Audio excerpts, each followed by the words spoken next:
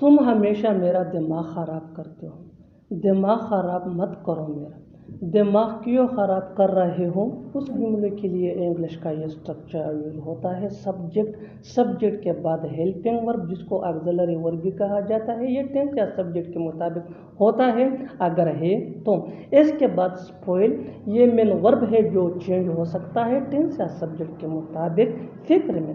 इसके बाद possessive adjective यानी माइंड, योवा, आवा, हैज, हादिया, ये पोजेसिव एडजेक्टिव है या नाउन के बाद माइंड और माइंड के बाद अदर वर्ड्स अगर है तो। अच्छी तरह समझने के लिए कुछ मिसालें देखते हैं। तुम हमेशा मेरा दिमाग खराब करते हो, ये सिंपल प्रेजेंट टेंस है जिसको प्रेजेंट इंडेफिनिट टेंस भी कहा जाता है। You always spoil my mind, you always spoil my mind. Always mean हमेशा, स्पॉइल मीन हियर खराब करना। माई ये पॉजिटिव एडजेक्टिव है विच मीन मेरा। Next example for better understanding, दिमाग खराब मत करो मेरा। अब ये इम्पेरेटिव सेंटेंस है, don't spoil my mind, don't spoil my mind. और आखिर में ये सेंटेंस आपके लिए कमेंट सेक्शन में इसका जवाब ज़रूर देना। इसमें दिमाग खराब करने वाली क्या बात है? मैं एक एक से बात करूँगा, मैं एक एक को नौकरी से निकाल दूंगा, मैं एक एक को बुलाऊंगा। इन जुमलों में हम कह रहे हैं एक एक। इसके लिए आपको यूज करना होगा इंग्लिश में वन एंड ऑल। आइए कंप्लीट स्ट्रक्चर समझते हैं। Sentence plus one and all. Sentence ये टेंस या सिचुएशन के हिसाब से होगा। सेंटेंस को समझने के लिए टेंसेंस का आना बहुत ज़रूरी है। वन एंड ऑल ये वही का वही रहेगा विच मीन एक एक। अच्छी तरह समझने के लिए कुछ मिसालें देखते हैं। मैं एक एक से बात करूँगा, मैं एक एक से बात करूँगा। I will talk to one and all, I will talk to one and all. I will talk to ये सिंपल फ्यूचर टेंस का सेंटेंस है विच मीन मैं बात करूँगा किससे? वन एंड ऑल, एक एक से। मैं एक एक से बात करूँगा। I will talk to one and all, बहुत इजी स्ट्रक्चर है। Next example for better understanding, मैं एक एक को नौकरी से निकाल दूंगा। I will dismiss one and all. और आखिर में ये सेंटेंस आपके लिए कमेंट सेक्शन में इसका जवाब ज़रूर देना, वो एक एक को बताएगा। शुक्र करो कि तुम वहाँ नहीं गए, शुक्र करो कि तुम्हारे पास पैसे हैं, शुक्र करो कि वो लोग जा रहे हैं। ऐसे जुमले हम अपनी डे टू डे लाइफ यानी रोज़मर्रा ज़िंदगी में ज़रूर बोलते या सुनते हैं।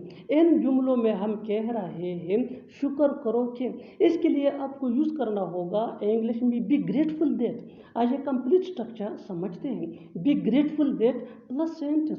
सेंटेंस ये टेंस या सिचुएशन के हिसाब से चेंज होता रहेगा। बी ग्रेटफुल दैट ये वही का वही रहेगा विच मीन शुक्र करो के या शुक्र मनाओ के। अच्छी तरह समझने के लिए कुछ मिसालें देखते हैं। शुक्र करो कि तुम वहाँ नहीं गए, यानी शुक्र मनाओ कि तुम वहाँ नहीं गए। Be grateful that you didn't go there, be grateful that you didn't go there. Be grateful that mean शुक्र करो या शुक्र मनाओ। यू डिडंट गो देयर ये सेंटेंस है सिंपल पास्ट टेंस का विच मीन तुम वहाँ नहीं गए। शुक्र करो कि तुम्हारे पास पैसे हैं। B grateful that you have money. इसमें कोई कहने वाली बात नहीं है कि हमें सख्त मेहनत करनी चाहिए। इसमें कोई कहने वाली बात नहीं है कि शाहरुख खान एक एक्टर है। इसमें कोई कहने वाली बात नहीं है। ऐसे जुमले हम अपने डे टू डे लाइफ यानी रोज़मर्रा ज़िंदगी में ज़रूर बोलते या सुनते हैं। इन जुमलों में हम कह रहे हैं, इसमें कोई कहने वाली बात नहीं है। इसके लिए आपको यूज़ करना होगा इंग्लिश में इट गोज़ विदाउट सेइंग। आइए कंप्लीट स्ट्रक्चर देखते हैं। It goes without saying plus that plus sentence. Sentence ये टेंस या सिचुएशन के हिसाब से चेंज होता रहेगा। इट गोज़ विदाउट सेइंग ये वही का वही रहेगा विच मीन इसमें कोई कहने वाली बात नहीं है। अच्छी तरह समझने के लिए कुछ मिसालें देखते हैं। इसमें कोई कहने वाली बात नहीं है कि हमें सख्त मेहनत करनी चाहिए। It goes without saying that we should work hard. It goes without saying that we should work hard. इसमें कोई कहने वाली बात नहीं है कि शाहरुख खान एक एक्टर है। It goes without saying that Shahrukh Khan is an actor. It goes without saying that Shahrukh Khan is an actor. इसमें कोई कहने वाली बात नहीं है। It goes without saying. उसे हर बात पर जलन होती है। क्या तुम्हें जलन हो रही है? तुम्हें जलन क्यों हो रही है? जलन होना, इसके लिए आपको यूज करना होगा इंग्लिश में गेट जेलस। आइए कंप्लीट स्ट्रक्चर देखते हैं। सब्जेक्ट प्लस हेल्पिंग वर्ब, जिसको ऑक्सिलरी वर्ब भी कहा जाता है, ये टेंस या सब्जेक्ट के मुताबिक होता है, प्लस गेट जेलस। गेट ये मेन वर्ब है और ये भी टेंस या सब्जेक्ट के मुताबिक चेंज हो सकता है, प्लस अदर वर्ड्स। अच्छी तरह समझने के लिए कुछ मिसालें देखते हैं। उसे हर बात पर जलन होती है। He gets jealous on every matter. He gets jealous on every matter. क्या तुम्हें जलन हो रही है? अब ये इंटरोगेटिव सेंटेंस है। क्या तुम्हें जलन हो रही है? Are you getting jealous? Are you getting jealous? तुम्हें जलन क्यों हो रही है? Why are you getting jealous? उसने मुझे धमकी दी। उसे धमकाने की कोशिश मत करो। उसने मुझे वहां न जाने की धमकी दी। आपको उसे धमकी नहीं देनी चाहिए थी। धमकी देना, इसके लिए आपको यूज करना होगा इंग्लिश में थ्रेटन। आइए कंप्लीट स्ट्रक्चर देखते हैं। Subject plus helping verb plus threaten.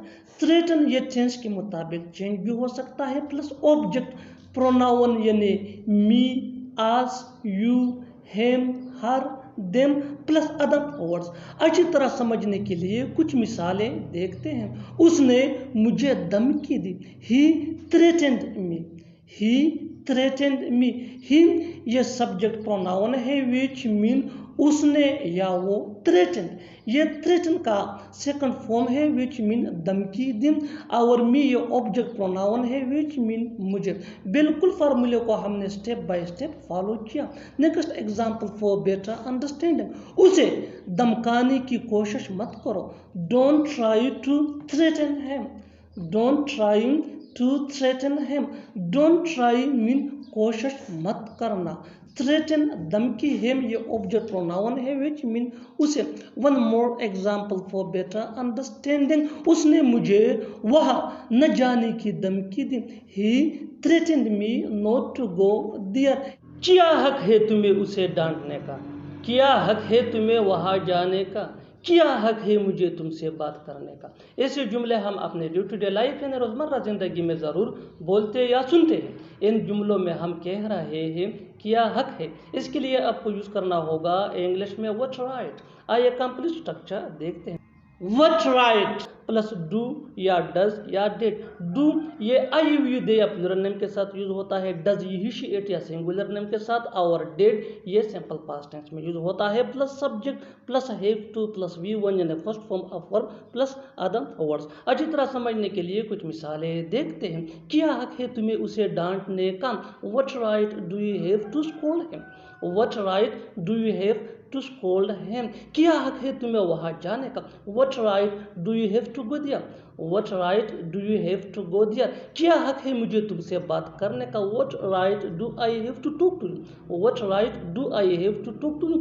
बिल्कुल हम इस फार्मूले को स्टेप बाय स्टेप फॉलो कर रहे हैं। आप भी इस फार्मूले की मदद से सीख सकते हैं, बना सकते हैं ऐसे बहुत से जुमले अंग्रेजी जुबान में आसानी से। That can be really helpful for you. अच्छी तरह समझने के लिए एक और मिसाल देखते हैं। One more example for better understanding. क्या हक है तुम्हें यहाँ आने का? क्या हक है तुम्हें यहाँ आने का? What right do you have to come here? What right do you have to come here?